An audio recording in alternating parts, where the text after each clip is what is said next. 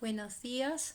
El día de hoy vamos a empezar el capítulo de Fisiología Renal y Medio Interno.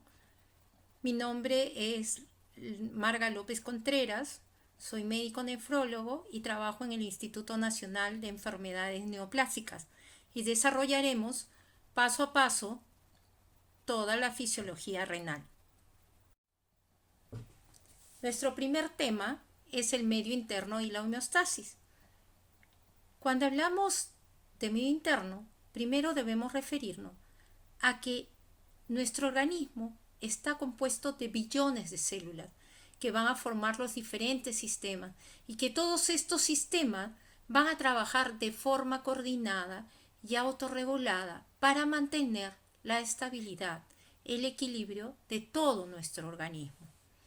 En este contexto, Claude Bernard, en el siglo XIX, definió que el medio interno es el medio estable que baña a toda la célula y del que toman las sustancias o nutrientes que necesita la célula para su desarrollo y el cumplimiento de sus funciones, y es donde va a eliminar los productos de desecho. Por lo tanto, el medio interno es equivalente al líquido extracelular. Pero para que estas funciones se cumplan, para que todo funcione de manera perfecta, es necesario la regulación entre sistemas y entre los diferentes componentes de nuestra organización corporal. ¿Qué viene a ser todo esto? No viene a ser otro que la homeostasis. ¿Qué es la homeostasis? La homeostasis es el conjunto de los fenómenos de autorregulación que van a llevar a la estabilidad, al mantenimiento de la constancia de las propiedades y de la composición del medio interno de un organismo. Es mantener estable el medio interno. Este concepto también es un poco antiguo y fue descrito por Walter Bradford. Muy bien, la homeostasis del organismo, por lo tanto, depende del medio interno. Entonces, ¿cómo es esto? Hemos dicho que el medio interno es el lugar donde se van a eliminar los productos de desecho o cualquier sustancia que no le sirva al organismo, por ejemplo, la orina. Pero no solo depende de eso, también es importante las relaciones con el medio externo. ¿Y cuál es el medio externo? La relación de todo ser vivo con el medio ambiente. En esta lámina estamos viendo una gráfica de lo que es el medio interno. Y en este caso tenemos al líquido extracelular representado aquí por el intravascular que rodea a las células. Aquí como vemos, como que rodea a las células, ¿no? Y esto de aquí es lo que va a proporcionar los nutrientes como el oxígeno a esta célula, ¿no? Y no es otro que el líquido extracelular. Por lo tanto, líquido extracelular igual que medio interno. Ese es el primer concepto que tenemos que fijar para saber de qué estamos hablando en el futuro en el desarrollo de las clases. Hemos dicho que somos mayormente agua, que nuestro organismo es una solución acuosa. Por lo tanto, es importante la homeostasis, el mantenernos en equilibrio.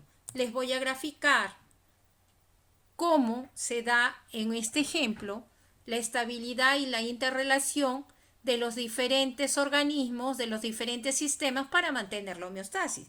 En el ejemplo de la lámina tenemos los pulmones que van a proporcionar el oxígeno al torrente sanguíneo representado aquí por el lado arterial y el lado venoso, y que además van a llevar la irrigación al sistema gastrointestinal, que va a excretar desechos, y al sistema renal, como vemos acá, y que también va a excretar sustancias a través de la orina, y además se va a encargar de la regulación de los electrolitos.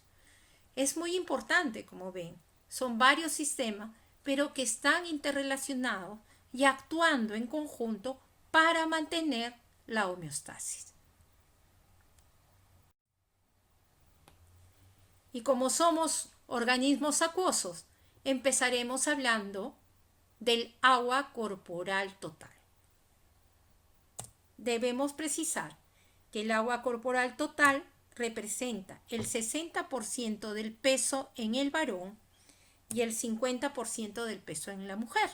Esta diferencia es gracias a que el varón tiene más masa muscular, más células, más agua.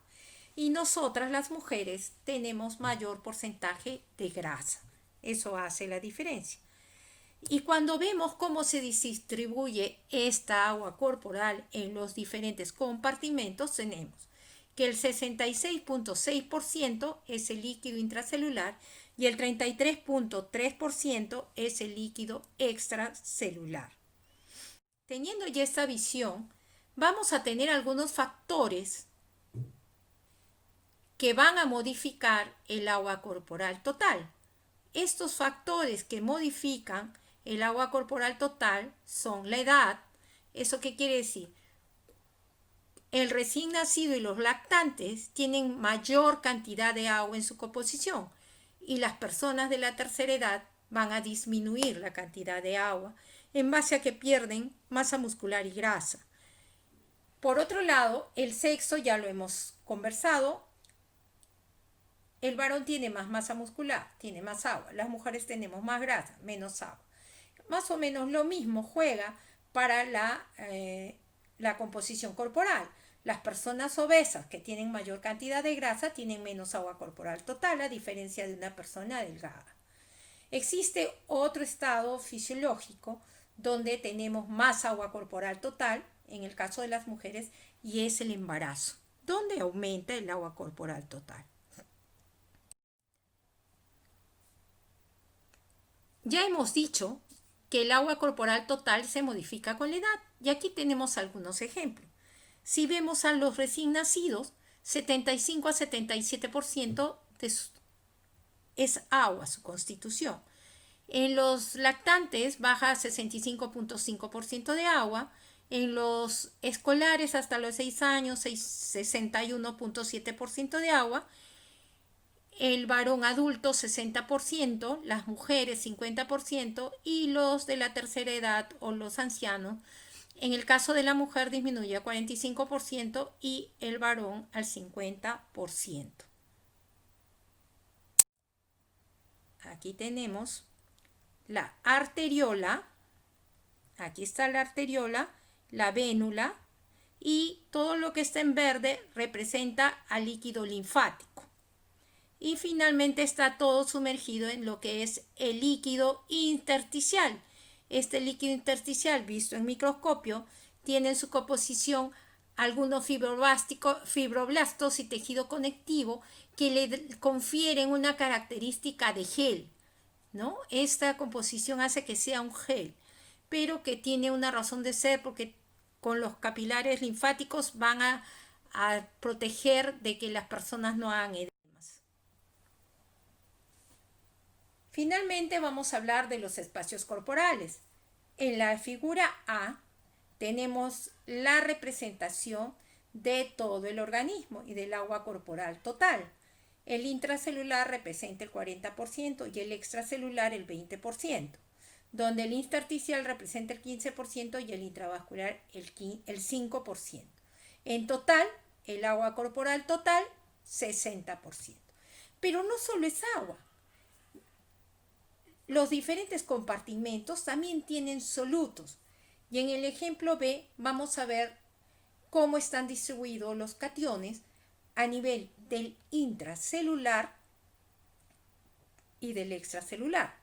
Para el caso del extracelular, el mayor catión es el sodio y el intracelular el potasio. A través de la membrana semipermeable se mantienen en equilibrio, 140 a un lado, 140 al otro. Pero no es lo único que tiene que estar en equilibrio. Miren, en la figura C también tiene que estar en equilibrio la osmolaridad a ambos lados de la membrana, en el intracelular y en el extracelular. Y la osmolaridad está dado por el número de solutos contenidos en un determinado volumen de agua, ¿no? Eso es la osmolalidad. Y el soluto cuenta independientemente de su tamaño, de su peso y de su valencia o de su carga, ¿no? Un soluto es un soluto para el caso de la osmolalidad. Y como vemos, también está en equilibrio a ambos lados de la membrana. Ahora, en la figura C nos muestra cuáles son las presiones que juegan para la distribución o movimiento del agua entre los compartimentos. Para el intercambio del agua entre el intracelular y el extracelular, lo que juega es la presión osmótica, como ven en la figura. Y para el lado del intravascular y el intersticial, la fuerza que va a ser más importante es la presión oncótica. La presión oncótica, ¿por qué? Porque el lado intravascular es el que tiene las proteínas, que van a proporcionar la llamada presión oncótica o coloidosmótica. Entonces, el movimiento del agua entre el intersticial y el intravascular va a jugar un papel importantísimo, la presión oncótica. Como ven, son diferentes factores que van a participar en la distribución de líquidos y solutos a través de los diferentes compartimentos. Pero existen otros espacios corporales más pequeños. Tenemos el tejido conectivo, cartílago, tendones, que también tienen un porcentaje pequeño de agua, igual que el agua de la matriz del hueso. Y una mención especial al transcelular. El transcelular generalmente está entre células, son cantidades pequeñas y a veces entre membranas. Vamos a hablar en este caso del fluido pleural, el líquido peritoneal, el líquido pericárdico, ¿no? Que en circunstancias normales no son visibles, pero que en estados patológicos pueden hacerse evidentes, como en el derrame pleural, el derrame pericárdico, la citis, ¿no? Además tenemos secreciones digestivas, sudor, líquido raquídeo, sinovial, biliar, intraocular, etc. Esos son otros líquidos que están en espacios pequeños y generalmente virtuales. Muy bien, avanzamos y otra vez para recordar que en el caso del varón el 60% del peso es agua y en el caso de la mujer 50%. Acá dice 51, es la imagen, pero para nosotros en fisiología va a ser 50%. De estos, como ven acá, 2/3 son el intracelular y 1/3 el extracelular.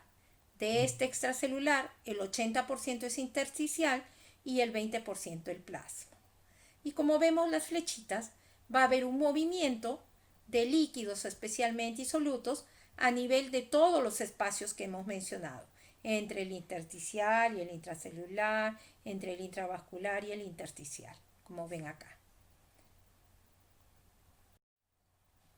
Vamos a verlo de manera práctica y tenemos un ejemplo de la distribución de los líquidos corporales.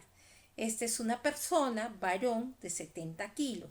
Hemos dicho que en el varón el agua corporal total es el 60% de su peso. Entonces multiplicamos 70 por 0.6 y tenemos 42 litros del agua corporal total, de los cuales 28 litros es el agua intracelular, o sea 66.6%, y el extracelular 14 litros, 33.3%.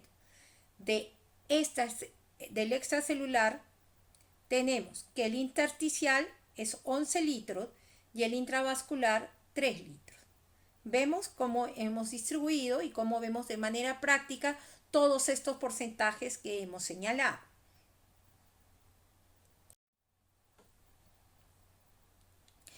¿Cómo es que el agua no tiene tantas variaciones y no vemos que un día nos hinchamos y otro día no? ¿Por qué sucede esto? Porque existen los límites anatómicos. ¿Cuáles son estos? Las membranas celulares. Y estas membranas celulares tienen permeabilidad selectiva, tienen carga negativa. La otra cosa que va a jugar para que no haya tantas variaciones y se mantenga la homeostasis es que la diferencia y la composición, ya sea del extracelular y del intracelular, se mantienen en equilibrio. Y esto hace que haya estas diferencias, sean las aceptables y mantengan la estabilidad. Ahora rápidamente recordaremos las funciones del agua. Sí, las funciones del agua, es muy importante el agua. Miren que la mayor parte de nuestra composición es agua. Entonces tenemos la primera, regular la temperatura. ¿Cuándo se hace evidente? Cuando hay fiebre. Cuando hay fiebre perdemos más agua porque en ese afán de perder agua pierde temperatura, quiere perder el calor para regresar al estado estable. Luego tenemos que aportar los líquidos para las secreciones glandulares, por decir la saliva, cuando comemos, cuando hablamos. Por otro lado, es un medio de transporte. Sirve para que se transporten los solutos, los electrolitos, la glucosa, los aminoácidos. También mantiene la volemia, el volumen intravascular, el volumen extracelular, gracias al agua. Porque si sube el agua, te sobrehidratas. Y si baja demasiado, te da hipovolemia. Eso mismo está relacionado con el mantenimiento de la presión arterial. Por lo tanto, es importantísimo que se mantenga estable. Si no, imagínense los cambios que tendría. Al otro lado tenemos que mantiene la función renal, porque sin agua no se podría dar la filtración, la reabsorción y todo lo demás que vamos a estudiar más adelante. Otra de sus funciones es la concentración normal de electrolitos. El agua es la solución que va a tener a los solutos y va a mantener la estabilidad. Por otro lado, es el medio acuoso donde se van a desarrollar todos los procesos metabólicos, como vamos a ver, el equilibrio ácido-base, el metabolismo de los carbohidratos, las proteínas, las grasas. El agua tiene funciones muy importantes para la vida y para la estabilidad. Esta es una figura que nos muestra el espacio intracelular, la membrana celular, como la ven acá, y el líquido extracelular. Es básicamente gráficamente mirar, ¿no? ¿Mirar qué? Miren qué cationes son los más importantes en el extracelular. El sodio. ¿Y qué anión? El cloro. Catión que tiene carga eléctrica positiva. Anión que tiene carga eléctrica negativa. Eso es en el extracelular. Vamos al intracelular. El principal catión, el moradito, potasio. Miren, potasio. ¿Y de los aniones cuál? Miren acá, fosfatos. Fosfatos y proteínas.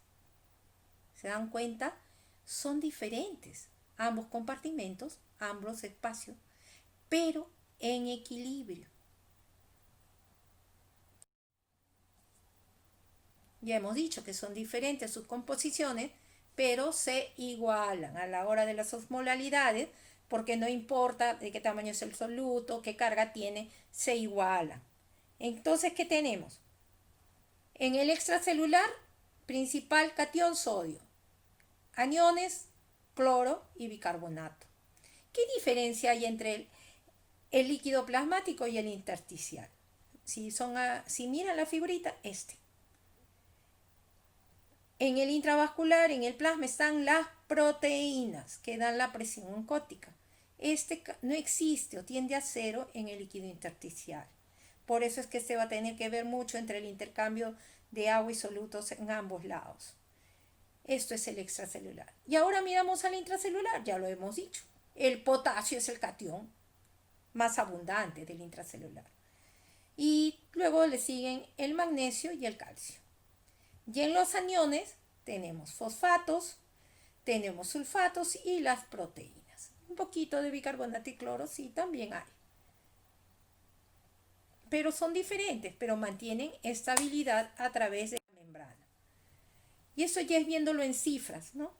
Que es básicamente mirar entre el líquido intersticial y el plasma, es casi lo mismo. Salvo por la presencia de la proteína, que acá cambia un poquito el sodio, 142, 144.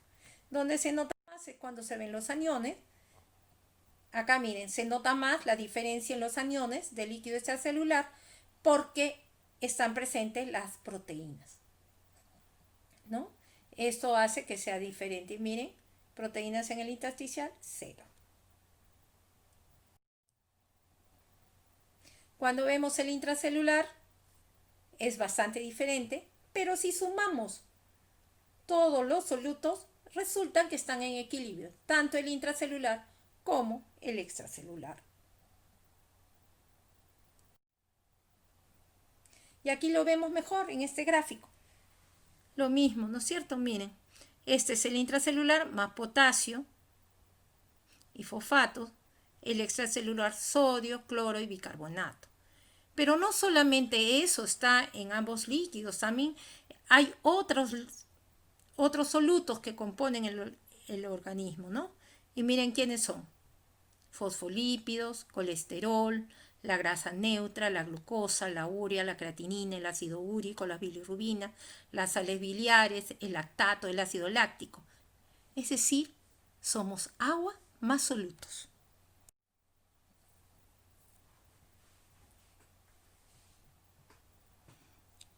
Para entender mejor la homeostasis del agua, vamos a hablar de la ingesta, absorción, distribución y excreción del agua. Y esto es más o menos cómo es este metabolismo. Miren, supongamos en nuestro ejemplo que ingresa o que ingerimos 1,5 litros de agua. Va a ingresar por la vía oral y va a distribuirse uniformemente entre ambos compartimentos, en el extracelular y el intracelular. No hay mayor cambio en un estado estable. La eliminación o excreción va a ser fija a través de la pérdida insensible por piel y pulmones y por las heces. Y va a ser variable en la orina, a través del riñón en la orina. Más o menos en este ejemplo, si 1,5 litros ingresó, 1 litro va a ser eliminado en la orina y el medio litro va a ser eliminado en forma fija, tanto por pulmones, piel y las heces. O sea que está en equilibrio. Todo lo que ingresó se eliminó.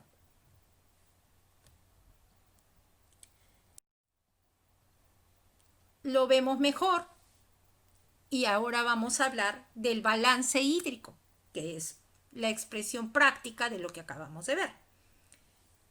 ¿Y qué vamos a tener? Para el balance hídrico tenemos que saber cuáles han sido los ingresos. Los ingresos que conocemos son la vía oral, la vía enteral, la vía parenteral y el agua metabólica o agua endógena y también llamada agua de oxidación, ¿no?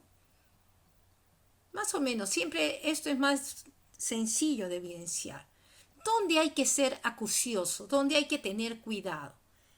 En los egresos. ¿Por qué? Porque los egresos son de dos tipos. Los egresos ordinarios, que son las pérdidas insensibles, la diuresis y las heces, y las pérdidas extraordinarias. ¿Qué son las pérdidas extraordinarias? Son las pérdidas de agua por fiebre, vómitos, diarreas, sudoración profusa, drenajes, secuestros en tercer espacio, pancreatitis. Todos estos son egresos extraordinarios, sudoración por ejercicio excesivo, como vamos a ver en un ejemplo.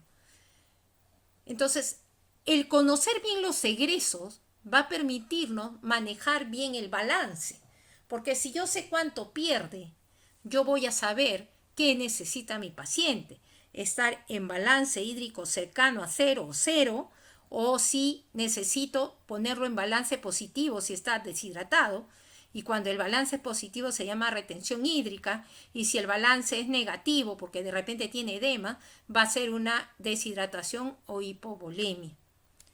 Pero es muy importante que conozcamos los egresos y manejemos eso para lograr el balance hídrico ideal para cada paciente. Ahora veamos un ejemplo. En circunstancias normales, miren acá, los ingresos son 2.300 y los egresos son 2.300, o sea, balance hídrico 0, no hay variación. Pero ¿qué pasa si es un deportista y hace un ejercicio intenso? ¿Qué es lo que va a pasar? Miren las pérdidas por sudor. Pueden llegar a ser 5 litros. Y de pronto los egresos que en circunstancias normales eran 2.300 se vuelven 6.600. Es decir, nuestro paciente se deshidrató por tanto ejercicio. ¿Por qué están en signo de interrogación acá? Porque dependerá de cómo juegan sus mecanismos compensadores, cómo es la sed y cuánto es su cercanía para acceder al agua, para poder variar estos ingresos. Pero como ven, es más importante conocer los egresos para saber cuánto tiene que tomar para regresar al estado estable.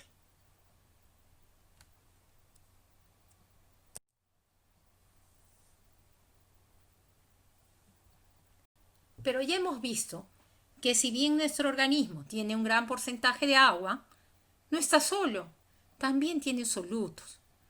Y la composición de los líquidos corporales va a estar determinado por la cantidad de solutos a un lado y a otro lado de la membrana. Y que ya hemos dicho qué cosa es la osmolalidad. Es el número de solutos presentes en un determinado volumen de agua. En el caso de la osmolalidad plasmática o la osmolalidad de los líquidos es de 290 miliosmoles por litro. Ya está determinado por el catión más grande que haya, ¿no? En el caso del extracelular es sodio y en el caso del intracelular es potasio. Sumados ambos dan esa osmolalidad de 290 miliosmoles por litro, ¿no? Las diferencias se van a mantener activas por las enzimas de la pared de la célula, o sea, porque no están estáticas, siempre hay un movimiento a través de la membrana permeable, pero es un movimiento estable, se está moviendo, pero hay estabilidad. No es exagerado uno o el otro se descontrola, no, no, no, no, están regulados. Y entonces esto es gracias a que la célula en su pared tiene la bomba de sodio-potasio, que extrae sodio de la célula hacia el extracelular e ingresa potasio. Como vemos acá, en el ejemplo, el movimiento entre ambos compartimentos es igual entre sodio y potasio, el tamaño de las flechas es la misma y se mantiene estable. Ahora vamos a hablar del equilibrio de Gibbs-Donan. ¿Qué es el equilibrio de Gibbs-Donan? Ya sabemos que la pared del capilar es permeable a todos los solutos, excepto a las proteínas aniónicas. ¿No es cierto? ¿Qué quiere decir? Que tienen carga negativa. Por lo tanto, el lado que tenga las proteínas se va a quedar con esos aniones. Pero como tiene que haber estabilidad, tiene que haber electroneutralidad a ambos lados de la membrana, va a ser ligeramente mayor la osmolalidad en el lado donde hay las proteínas. En este lado es el intravascular, ¿se acuerdan? El intravascular o el espacio plasmático es el que tiene proteína. Esa ventaja en la osmolalidad que tiene representa más o menos 7 a 8 miliosmoles por litro, que es el generado por el equilibrio de Gibbs-Donan, por las proteínas. Y eso va a ser importante porque también va a permitir mayor movimiento de los solutos a nivel del intersticio y del espacio intravascular. Eso es la representación como nos las han puesto en esta figura y miren, lo que permite es que hacia el otro lado de la membrana haya mayor cantidad de aniones, ¿no es cierto? Mayor cantidad de aniones. Podemos entenderlo mejor revisando este video que les dejo aquí. Esta es una dirección electrónica para que vean el video del equilibrio de Gibbs-Donan.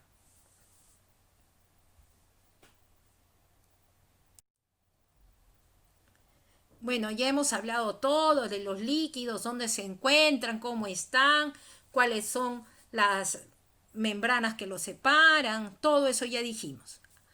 ¿Y cómo se mide? ¿Podemos medirlo? Bueno, vamos a revisarlo. La medida de los volúmenes de los líquidos corporales se puede hacer de forma directa, sí se podría, pero es invasivo y complicado, ¿no? Podríamos dañar a nuestros pacientes o a las personas por querer medir. Para investigación sí se hace, ¿no? Ahora, podemos hacerlo de manera indirecta, sí, mediante el método de la dilución del indicador. ¿Y qué tenemos? Lo primero, recordar esto. El indicador de la masa A es igual al volumen de A por concentración de A. Y el indicador de la masa B es igual al volumen de B por la concentración de B. Entonces, ¿qué es esto? Más o menos hablamos. El indicador de la masa A viene a ser lo que yo conozco, la sustancia que voy a usar, la concentración en un volumen determinado que le voy a poner al volumen B. Y se los voy a explicar mejor en el siguiente gráfico.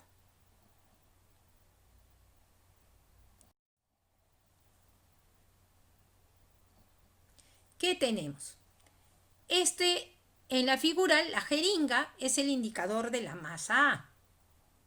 Como ven acá, está teñido de rosado y vamos a asumir que hay 100 miligramos de esta sustancia en 10 mililitros. Y es lo que vamos a inyectar a este nuevo compartimento con un volumen determinado que podemos poner que es 10 litros, por decir. ¿Qué voy a medir al hacer esto? Voy a medir que esta sustancia, que yo sé la cantidad que había y en el volumen que había, cómo se distribuyó en este nuevo volumen que son los 10 litros. Y voy a sacar cuál es su nueva concentración.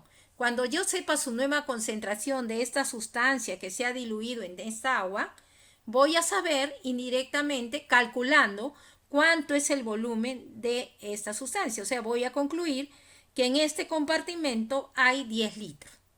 Esa es la idea de cómo se hace la medición indirecta.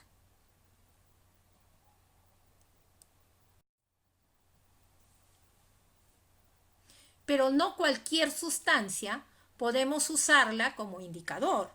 Tiene que tener unas propiedades para poder ser usada. La primera es que no sean tóxicos, que no vayan a producir reacciones alérgicas, no vayan a ocasionar algo malo en los pacientes o en las personas. Lo segundo es que se distribuyan uniformemente, especialmente entre el intravascular y todo eso. Otro ejemplo es que no ejerzan efecto por sí mismo en la distribución de agua, que no tengan o no ejerzan presión osmótica, ¿no? Y por lo tanto cambien el agua de los diferentes compartimentos.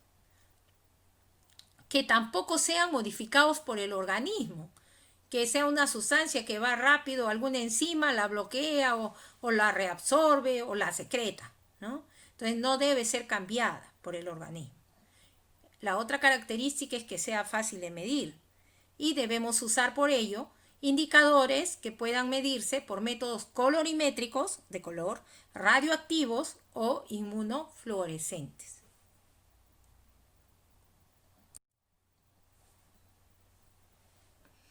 En este cuadro tenemos cuáles son los indicadores para los diferentes compartimentos. Para el agua corporal total tenemos el agua tritiada, el deuterio y la antipirina. Para el líquido extracelular, el sodio y cloro radioactivo, el iotalamato, el tiosulfato y la inulina. Para el caso del intracelular, no se mide, hay que calcularlo. ¿Cómo? Hay que medir el agua corporal total y restarle el volumen del líquido extracelular. Y tenemos el líquido intracelular.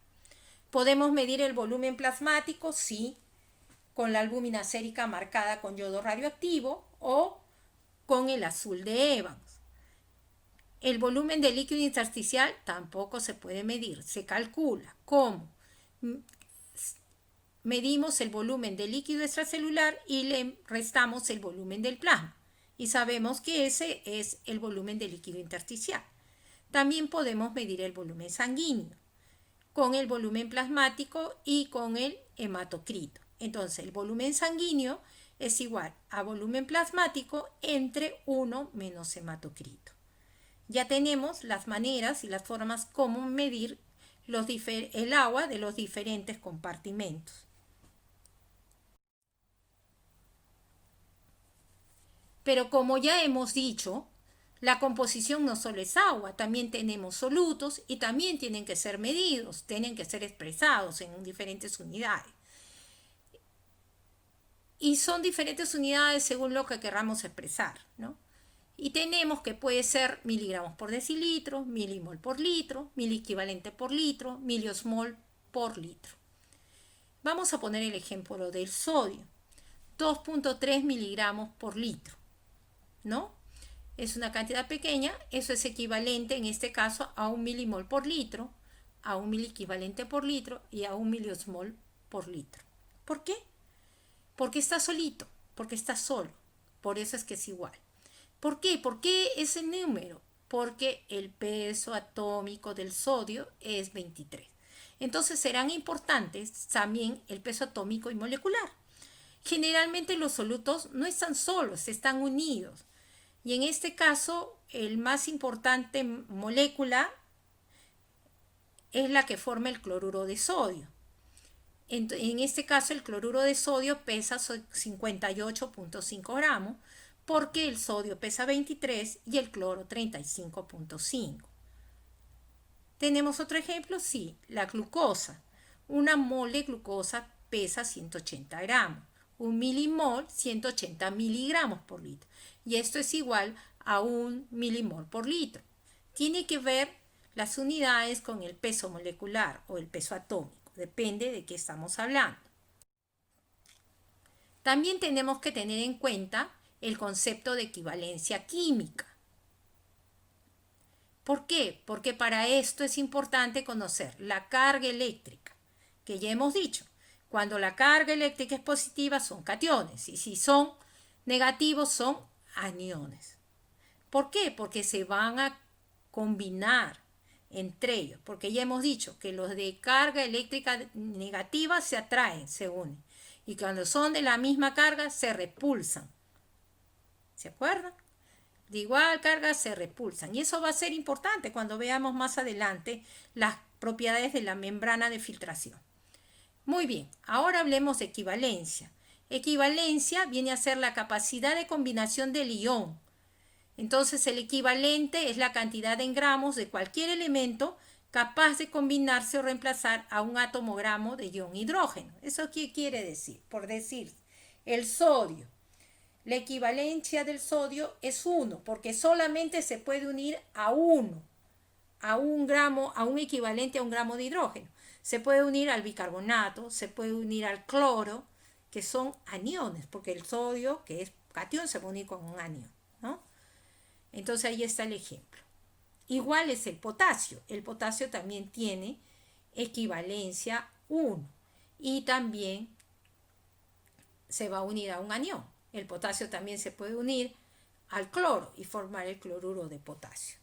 Es diferente cuando el elemento o el soluto tiene dos valencias, que quiere decir que a la vez se puede unir con otras dos moléculas. Es el caso del calcio, cuyo peso atómico es de 40. Y el peso equivalente sería la mitad, porque el equivalente es con quiénes se puede unir. Si se puede unir con 2, se tiene que dividir. 40 entre 2, 20. Muy bien, ahí está otra vez otros ejemplos. Aquí tenemos otros ejemplos de cómo son las unidades de medición de los líquidos corporales.